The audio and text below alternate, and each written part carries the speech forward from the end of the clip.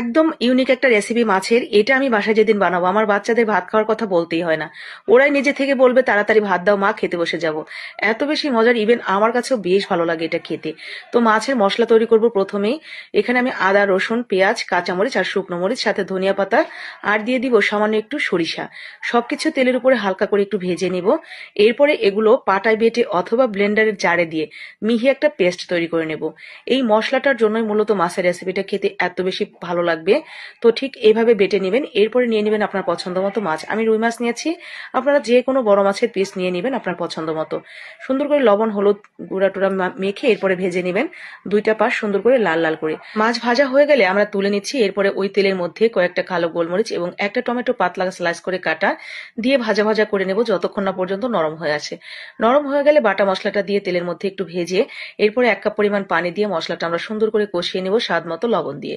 মশলা